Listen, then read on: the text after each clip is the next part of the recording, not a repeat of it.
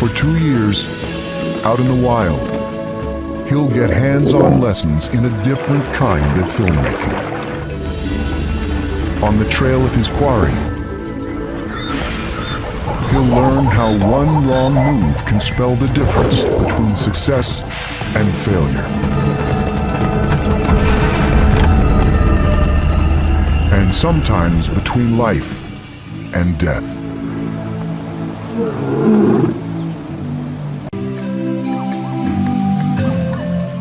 On the hot, dry plains of Namibia's Etosha National Park, a filmmaker pursues a lifelong dream.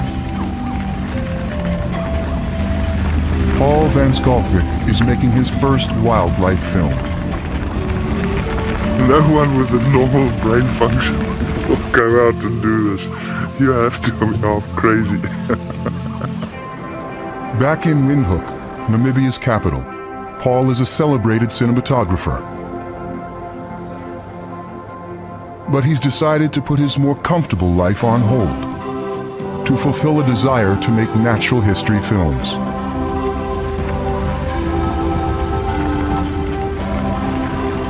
Joining Paul is his longtime assistant cameraman, Max Shimanda. As they set out, the two have only an inkling of the path ahead. But they are about to meet their greatest challenge as filmmakers, chronicling the lives of 3 notorious lions. We've heard so much about these 3 males, and this is their favorite hunting grounds. Their first real obstacle will be locating their quarry. Out here, that's no small job. Etosha National Park is more than 8,500 square miles, larger than the state of New Jersey.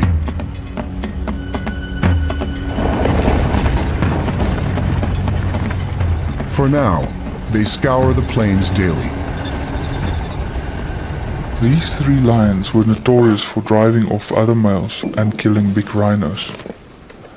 We wanted not only to document their behavior, but also to capture them in action. After days of searching, Max climbs to a higher perch to observe a seasonal waterhole. Finally, there they are. One of the 3 males and a female companion.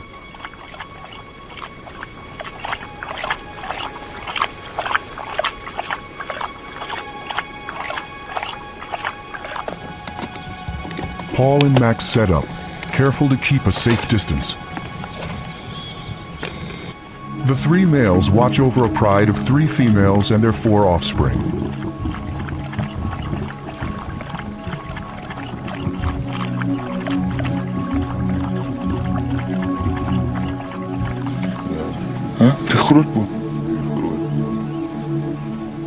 When the others appear and move to the water's edge, Paul and Max are rewarded with a family portrait.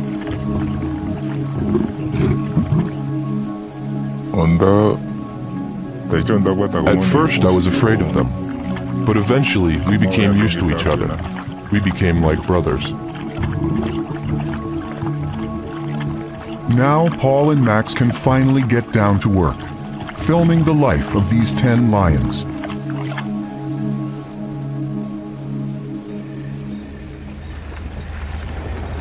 The pride usually hunts after dark. It's cooler and easier for them to ambush prey. But for the filmmakers, this is another lesson in wildlife cinematography: how to film the cats at night. A sudden blaze of light can disrupt the lions or their prey. But without much light, the filmmakers themselves are in the dark.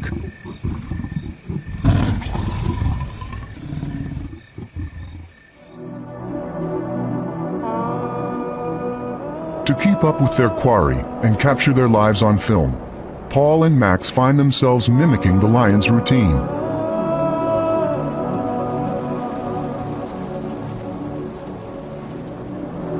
Like the pride, they chase their prey by night and rest by day.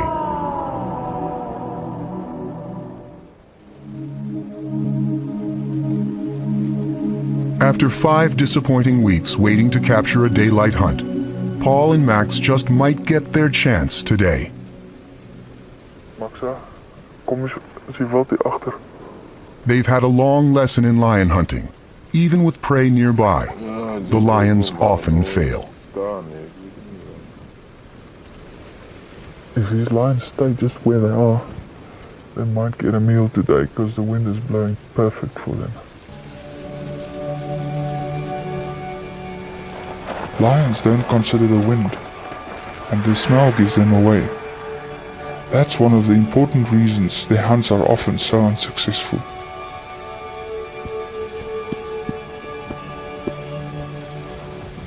As the filmmakers watch, the females lead the hunt.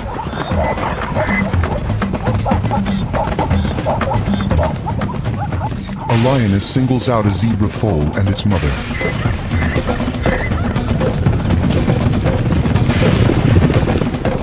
And overtakes the straggler in a storm of dust.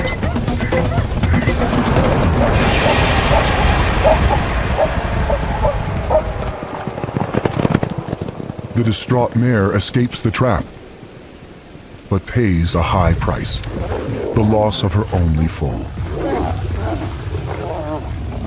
The 3 males wrestle over the tiny zebra kill. It will not sate their hunger long.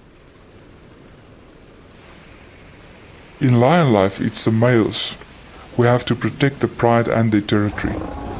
The females serve only as chief providers, even if they themselves sometimes go hungry. It's this arrangement that has allowed the species to survive for hundreds of thousands of years.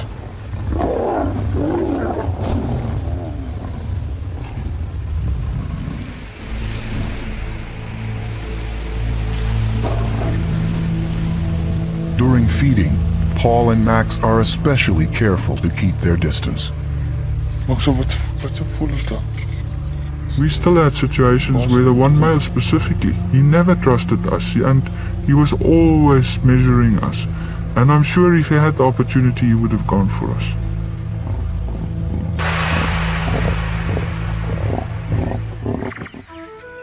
With temperatures hovering at 110 Fahrenheit, once generous ponds shrink to muddy swamp holes. Even with water in short supply, when the lions need to drink, they get plenty of elbow room.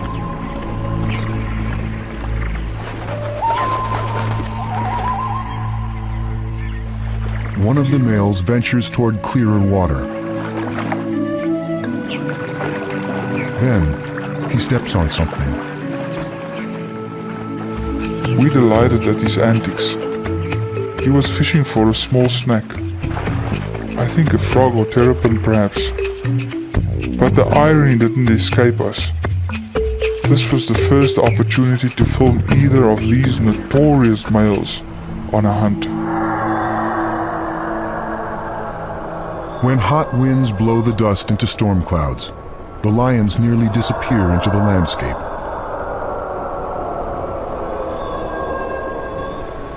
But the weather is the least of Paul and Max's worries. Today, the Land Rover has broken down. Here, they face the type of dilemma that separates wildlife filmmakers from the rest of humanity. They will have to tow the rover themselves. They hitch it to another rover. Max will steer the broken truck, while Paul drives the Landy. The caravan leaves the park safely. Then suddenly, disaster. A tire blows. Both vehicles careen out of control, then flip.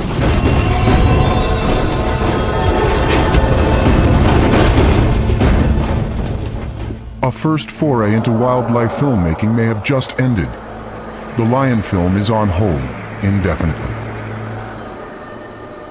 Max fares better, but Paul has broken his back. And this is what I like.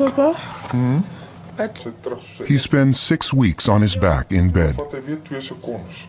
Wat 2 en 2 is?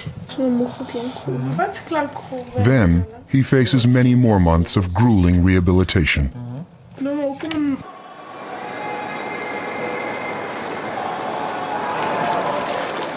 He is determined to finish the lion film. And so is Max. I got scraped from here down to my thigh, but I'm fine now, and my hand also recovered well.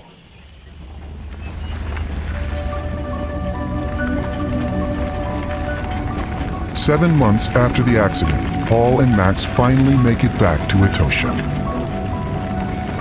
Only to learn the pride has disbanded and the males are gone.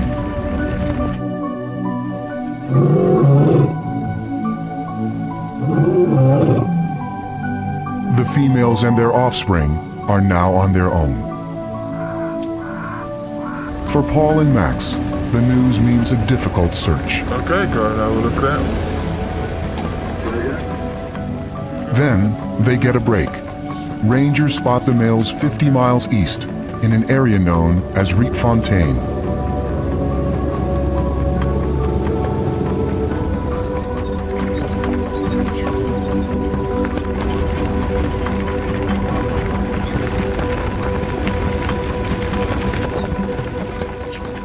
Paul, still recovering from a broken back, feels every bump and rut over the rocky scrubland.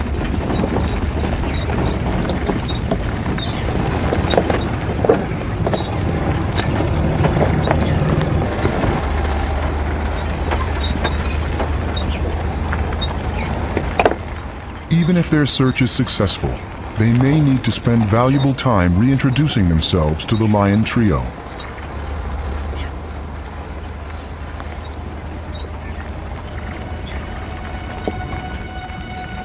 Finally, after 8 days, they hit pay dirt. Paul spots a male. It appears that here, in Rietfontein, the males have started another family. A female guards her newborn cubs.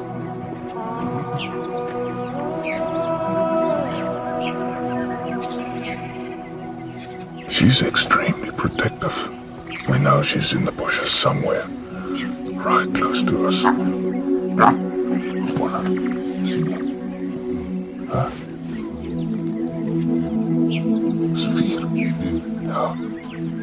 The lioness refuses to let the cubs play in open view, unless one of the males is nearby. Hopes of cementing a quick bond with the pride begin to wane. Still, the cubs seek out room to play. But they were curious, and they came closer and closer to us.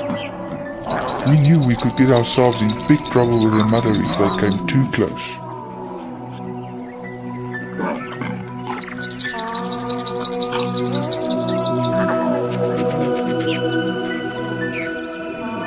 After 2 weeks of barely tolerating the presence of the filmmakers, the lioness has finally had enough.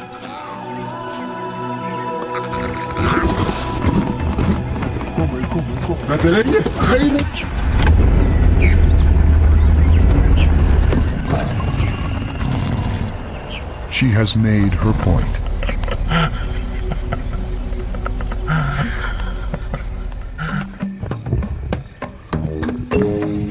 Six weeks after Paul and Max meet the pride, the cubs enjoy their first taste of fresh meat.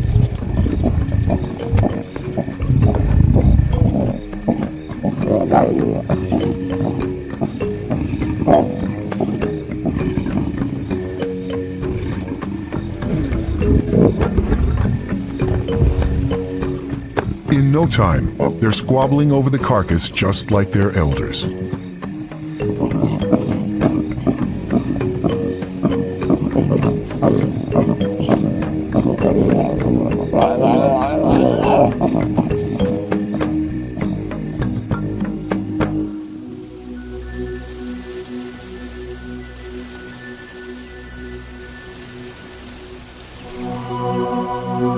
By 8 weeks, the cubs are falling into the full lion routine.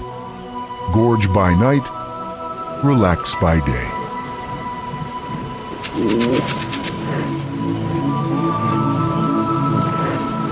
But life in a pride cannot always be predictable and fun. Just a few weeks later, the cub's mother finds herself alone, even though the males are nearby enjoying a kill.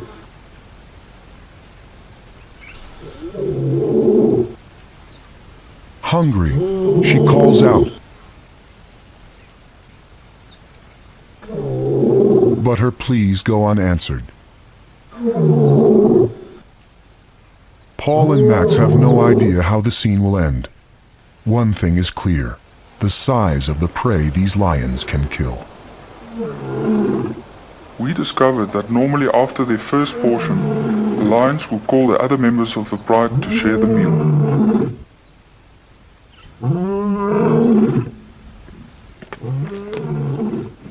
But the males ignore the mother and her cubs.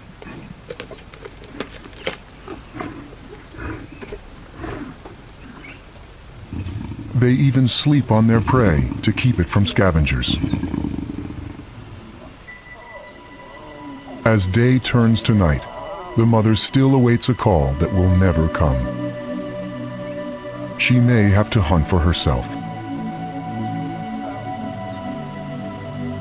The mother just got up with the other lionesses of the pride and she went on a hunt, and for the first time ever she left the cubs in our presence.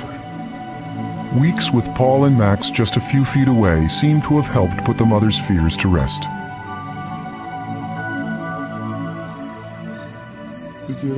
Between Max and I, we have 4 human cubs at home, and at first we felt really honored to be entrusted with these. Later that night, they hear the eerie whooping calls of hyenas on the prowl.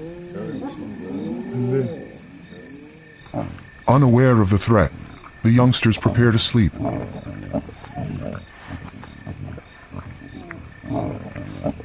We stayed awake all night, worried about our new charges.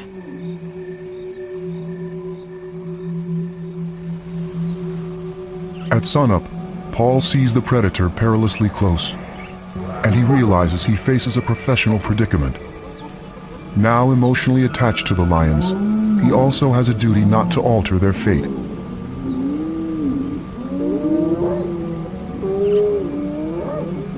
What was I going to do? Was I going to chase them away, or was I going to film the murder of 4 cute little lion cubs?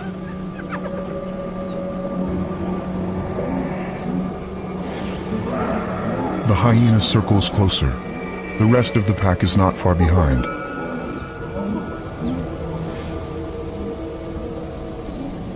The cub's isolation seems complete. But then, Out of the blue, the most beautiful creature in the world just walked into view. It was the lioness. The cubs were simply overjoyed. You could see that in their whole behavior.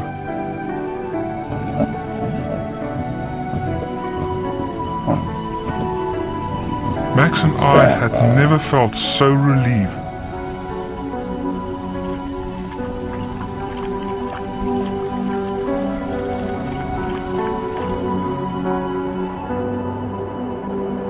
with the advent of the rainy season, springbok pass through the lion's territory.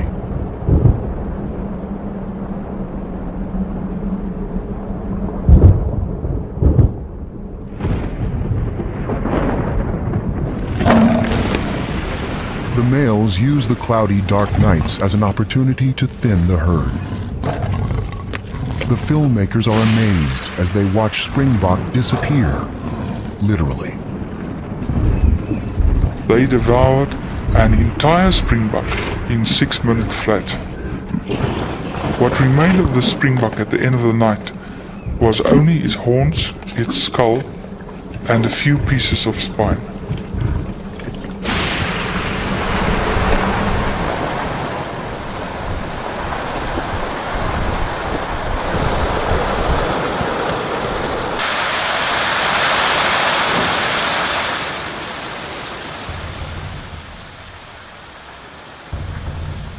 The the big herds strike out for the grassy plains to the west. Traveling day and night, the three males follow. But then, Paul and Max realize the lions aren't trailing the herds at all. We extended that line on the GPS and it took us directly from Rietfontein to Okondeka. The shortest distance, these guys were walking on an invisible line with invisible compasses, and they stuck to it to get to Okondeka as quickly as possible. Leaving their new pride behind, the park's most infamous lions are returning to their former territory. With Paul and Max close behind, they trek the 50 miles in 2 long days.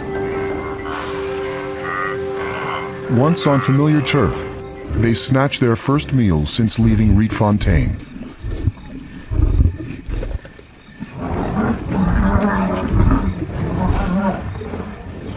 One male nearly trades his life for his dinner. As he tries to dig in, he's rewarded with repeated kicks to the head.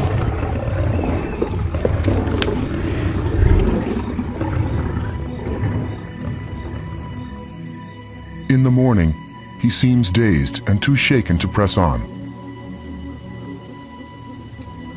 Then, Paul and Max hear loud bellows from the other 2 males. And they realize the lions are calling the pride they last saw 10 months ago.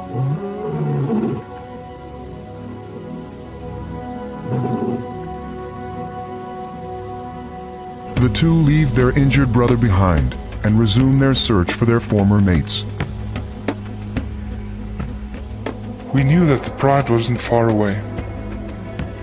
Then the lion started to walk with a sense of urgency.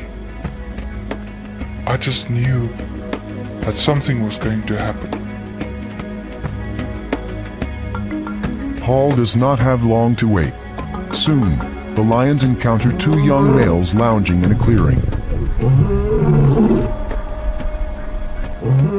They exchange growls.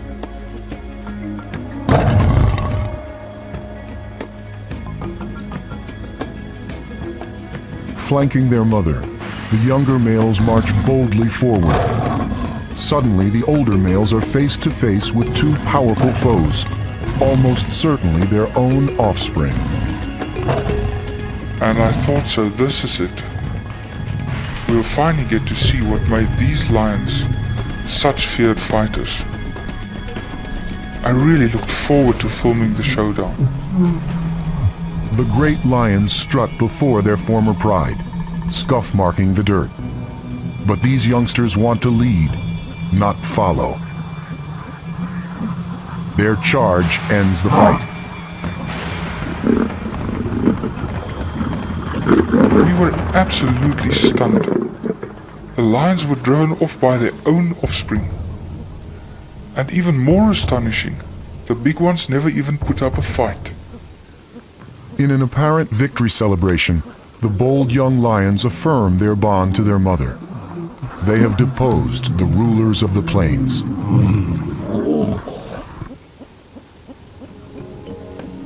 The 2 males seek out their brother.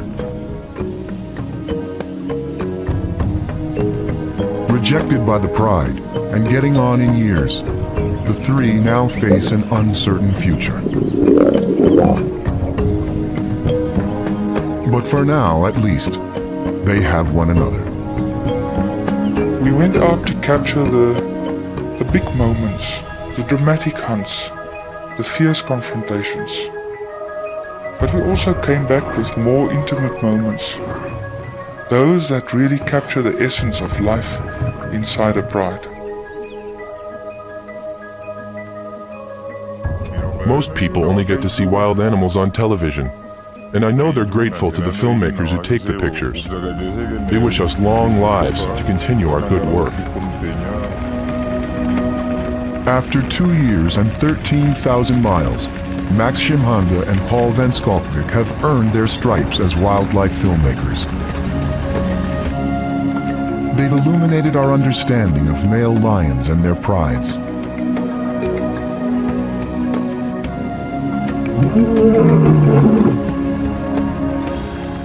Their dream realized, it's time for them to return to their own families.